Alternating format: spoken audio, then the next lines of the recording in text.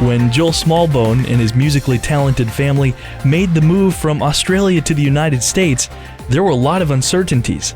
But faith and a passion for music propelled he and his brother to form a band. Though it took some unique encouragement from his dad to first get him up on a stage, young Joel now finds himself one half of the hit-making machine that is the band for King and Country, alongside his younger brother Luke. As we open our conversation with Joel, who, by the way, introduced himself to me off-air as the older and wiser brother of the band, he gives us an update on what the boys have been up to and shares his excitement to be heading our way soon. It is very busy, and I'm frightened that, pride cometh before a fall, that after my statement to you that it's not going to be a good day. No, we're good. We're down here in Destin, Florida, so not quite the upper Midwest. But I will say we genuinely love performing up there and got to do Joyful Noise. I think it was sort of the beginning of our career. It was about 3 years ago, if I'm not mistaken, and just had a really lovely time. So we feel a real kindred spirit and thoroughly looking forward to being with you once again.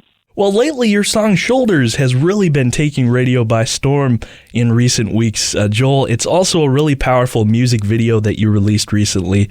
Why was that concept of God being our true strength something that you wanted to craft into song? The song was sort of greatly inspired by Luke, my younger brother, who had a pretty severe bout of illness, had to come off the road, dropped down about 125 pounds. And in that time, it was a very physically hard time, but as a result, the domino effect is it becomes an emotional, mental, spiritual hard time. And he asked himself some pretty raw questions. And that major question was, well, where does my help come from when medicine fails me, when no human being can do anything for me? Where does my help come from? And he resoluted that in almost an unreligious way, in some way, that his help comes from God. And so, going into the music video, we have an eye for theatrics, but we did feel like this was an opportunity to tell 2 or 3 different storylines that we felt were connected to a lot of things that we walk through at different points in our life. And let us know that this kind of what often is a very invisible presence, portray that in a very strong, visual, mysterious kind of way, with a sense of understanding that we're not alone. That this is the world is more than just flesh and blood. That there is other realm out there, and that not only is there other realm, but that other realm is actually what will outlast all of this. It's a beautifully done music video, too. If you haven't seen it, it's worth checking out for King and Country on YouTube. Now, people can hear your great and fantastic accent, Joel. You have this remarkable story of growing up where you make the move as just a young man with your family from Australia to the U.S., with your older sister, who, of course, Rebecca St. James, starting her music career. Could you paint that picture for us? What did that look like, and how old were you when you made the move? It was a pretty dynamic moment, truthfully, Ryan.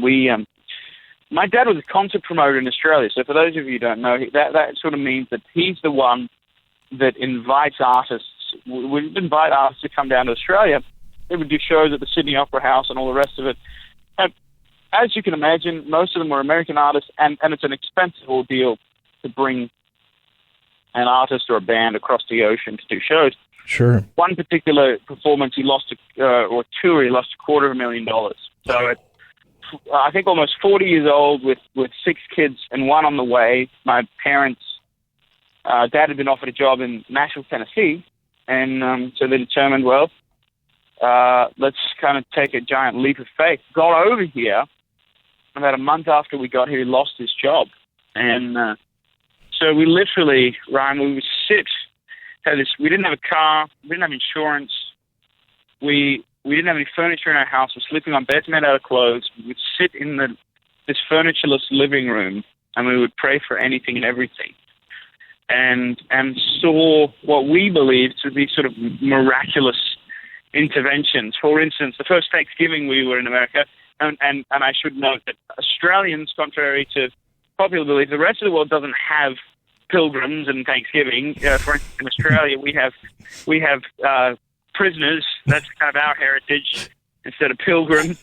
And so the first Thanksgiving we were here, we'd been invited. This family just opened their doors and said, "Come on in," and we'd been invited in to their home, and all this food. I remember it well. And at the end of the night, the father of the house walked up to my mum and said, "Hey, I believe God's prompting me to give you the keys to our brand new minivan. So here you go." And wow. Someone anonymously paid for our little sister to be born in a hospital. I mean, it was just sort of event after event after event. Landlord forgot or didn't collect rent for about 6 of the 18 months we were in this home. And through that, it knit the family together, because we would rake in leaves, mowing lawns. Mum and Rebecca were cleaning houses. And that was really when Rebecca started singing. And we, almost like the Australian version of the Von Trapp family singers, we all went out on the road and half joked that Dad needed cheap labor, and so he had, 5 teen or preteen sons, and he put us all to work as the crew. And that was really, honestly, Rebecca's time out on the road was really what led Luke and I think, in many ways, to this point of being involved with music. We're talking with Joel Smallbone of For King and Country, a fascinating trek from Australia to the United States and a fascinating musical career that is really taking off in the last several years for you guys. And you mentioned that you started working with the crew from a very young age. I'm wondering, as I'm hearing all of the involvement that you had in the musical industry, was it something performing the music? Was it something that you knew that you wanted to do from a very young age as well, or was it more of a process? I always loved the stage, but I was always equally frightened of the stage. So it was really this kind of polarizing thing for me. And it was only my dad, really, speaking of, encourage might be not quite a strong enough word, but just said, "Look, you're frightened of the stage, and I don't care if you don't sing in general, but you will get over your fear of the stage." And so even with Rebecca, he kind of is a preteen, even for me, he pushed me out on that stage. I did the rehearsals and everything, but when it came down to it, I was like, I really don't want to do this. And he said, "No, you're going to do this one time, and if you don't like it after that, then you can take a bow." But as the story goes, I did it one time. I thought, I could do that one more time, and then it kind of, here we are, however many years later. Well, that's a fascinating aspect of life on the stage, I think, for so many people who watch what musicians do, and people in many industries that are in front of people. But Joel, do you ever still get nervous, or have you, in a sense, just conquered that fear? I'm pretty good, unless about a month or so ago we did the Jimmy Kimmel show. Yeah. And those sorts of things get me a little nervous, just because you've got everyone in the room, Kimmel's sitting in the back, you've got the guests from the show there. Yeah. But the one that even trumped that was we did earlier this year, we played the Today Show, and that's live. So, man, what you see is what you get. You screw up the song. Well, at least with Jimmy Kimmel, if you screwed up, like we literally, there was the second song we started off, and I have a megaphone that I used during it, and the megaphone didn't work, so I stopped the song 20, 30 seconds in, and I restarted it. And the audience was none the wiser on air because they just edited that out. Well, if that happened on the Today Show, you're done. Like that, you got to make the most of it. So there's a certain nerves attached to the unknown, really, is what it comes down to. Absolutely. That makes good sense. Joel, you mentioned, as we talked with Joel Smallbone, the elder, wiser brother of For King and Country. Oh, God. You're not going to let me live that one down, are you? It's not. It would be unethical for me to not keep repeating that phrase, I think. Your family, obviously, is very dear to you, very publicly known for being people of faith. But was there a process that you went through of making that faith your own, or was it from a really young age that you just made that Christian faith your own? Well, we were very fortunate in that Australia in general is a very post-religious country. And it's kind of, it's a hard one because it's a conundrum, because everyone down there, the economy is pretty good, the standard of living for basically everyone's pretty good. And so the attitude is sort of like, well, why God? What's the point? Sure. It's much easier for someone who has hard life circumstances to lean on God. But we were fortunate.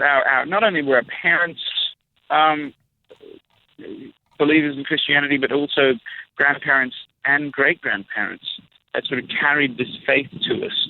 And so I was very aware. I made sort of that childlike decision that you make when I was about 8 years old.